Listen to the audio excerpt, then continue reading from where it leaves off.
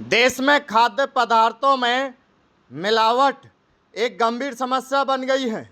इससे न केवल शुद्ध एवं गुणवत्तापूर्ण वस्तुओं का संकट पैदा हो गया है, बल्कि इसकी वजह से लोग कई तरह की स्वास्थ्य संबंधी जटिलताओं से भी जूझ रहे हैं।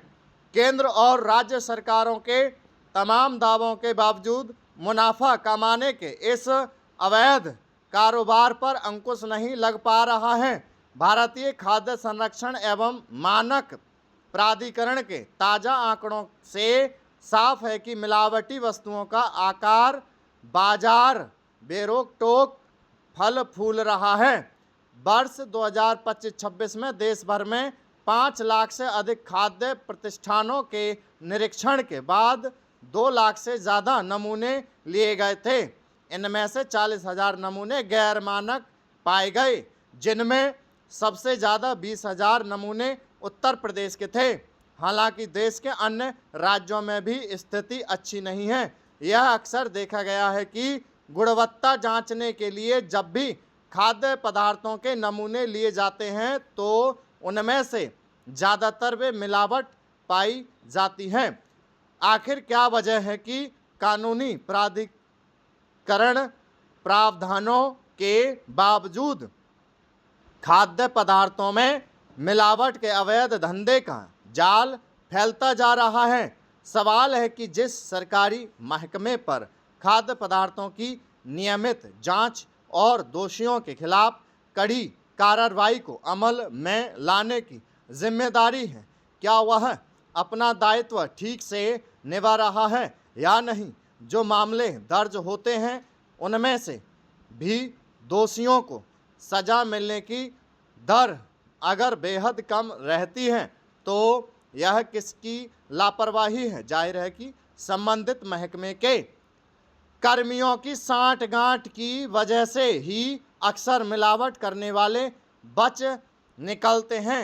यही कारण है कि इस अवैध कारोबार में संलिप्त लोगों को कानून का कोई खौफ नहीं रह गया है। ऐसे में सरकार को चाहिए कि खाद्य पदार्थों की निगरानी और जांच का जिम्मा संभालने वाले अधिकारियों की जवाबदेही तय की जाए और मिलावटखोरों को संरक्षण देने वालों के खिलाफ भी कड़ी कार्रवाई अमल में लाई जाए।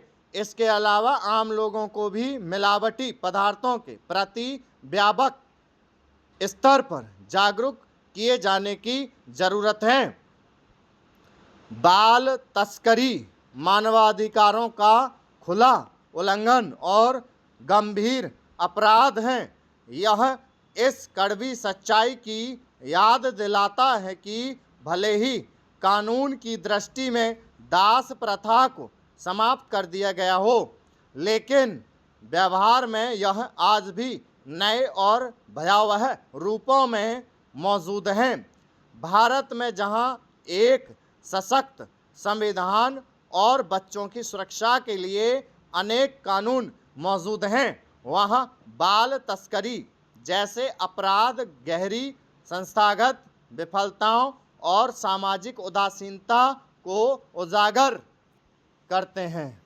पिछले वर्ष दिसंबर में सर्वोच्च न्यायालय के एक महत्वपूर्ण निर्णय में इस भयावह सच्चाई की ओर देश का ध्यान दिलाने की कोशिश की गई।